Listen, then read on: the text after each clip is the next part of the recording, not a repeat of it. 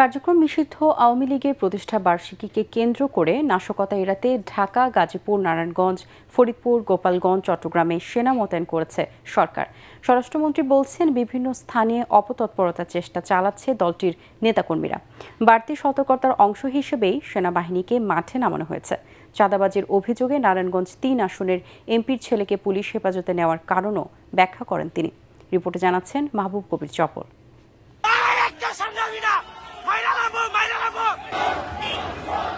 আওয়ামী লীগের প্রতিষ্ঠা বার্ষিকী উপলক্ষে দেশের বিভিন্ন স্থানে ঝটিকা মিছিল করছেন দলটির নেতাকর্মীরা।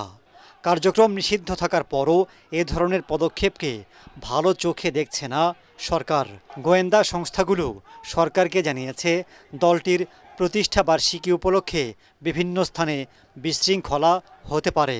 তাই বাড়তি সতর্কতা হিসেবে ঢাকা, গাজীপুর, নারায়ণগঞ্জ, চট্টগ্রাম মহানগর ও ফরিদপুর এবং গোপালগঞ্জ জেলায় সেনা মোতায়েন করা হয়েছে। 22 জুন থেকে 30 জুন পর্যন্ত 9 দিন মাঠে থাকবেন তারা। কার্যক্রম নিষিদ্ধ ওই যে মাফিয়া বাহিনী আওয়ামী লীগের কিছু অপতৎপরতা লক্ষ্য করা যাচ্ছে।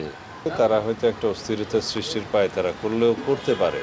আমরা মনে করেছি কোন কোন জায়গায় তাদের অপতৎপরতা বৃদ্ধি পেয়েছে, আমাদের ইন্টেলিজেন্স রিপোর্টের ভিত্তিতে আমরা সেটা করছি। এটা শুধু নয়, আরও কিছু বিষয় আছে, আমি এখানে এগুলো ফাঁস করতে চাই না।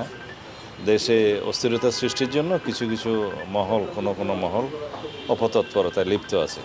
তো সেই জন্য আমরা অ্যালার্ট থাকার অংশ হিসেবে আমরা নিয়েছি।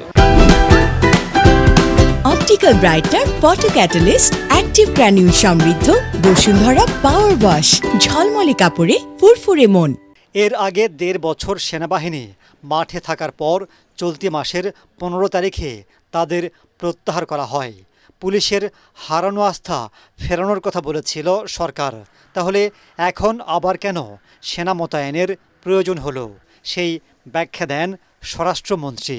এখানে আস্থাহীনতার তো কোনো বিষয় নেই। আমরা সবসময় প্রয়োজনীয় ক্ষেত্রে ইনেট টু সিভিল পাওয়ার, মাঝে মধ্যে বিজিবিকে আনি, মাঝে মধ্যে সেনা সদস্যদেরকে আমরা নিয়োগ করি। এটা ইটস রুটিন ওয়ার্ক। চাঁদাবাজি সহ বিভিন্ন অভিযোগে নারায়ণগঞ্জ 3 আসনের বিএনপির এমপি আজহারুল ইসলাম মান্নানের ছেলে খায়রুল ইসলামকে হেফাজতে নেয় ডিবি। জিজ্ঞাসাবাদের পর তাকে ছেড়ে দেয়া হয়। এর কারণ জানান স্বরাষ্ট্রমন্ত্রী। নারায়ণগঞ্জ 3 আসনের এমপির ছেলের কি কোনো বিশেষ অধিকার আছে? আইনের চোখে সবাই সমান। পুলিশের কাছে বিভিন্ন রকম অভিযোগ ছিল তার বিরুদ্ধে, সেগুলোর জন্য জিজ্ঞাসাবাদের জন্য তাকে তারা নিয়ে এসছে, জিজ্ঞাসাবাদ করেছে এবং প্রয়োজন মনে করেছে তার কাছ থেকে মোসলেখা নেওয়ার প্রয়োজন নিয়ে মোসলেখা নিয়ে ছেড়ে দিয়েছে। আমরা বাংলাদেশ আরেকটি প্রদেশ করব শুধুমাত্র সনাতনীদের জন্য। একজন হিন্দু নেত্রী বাংলাদেশকে সনাতনীদের জন্য আলাদা প্রদেশ করবার যে বক্তব্য দিয়েছেন, সেটাকে গুরুত্ব দিচ্ছে না সরকার। ভদ্র মহিলা যিনি আলাদা প্রদেশ চেয়েছে বললেন, সেই প্রসঙ্গটাও এসছে। আমি বলেছি হয়তো তার স্লিপ অফ টাং হতে পারে। মাহবুব কবির চপল, ATN বাংলা, ঢাকা।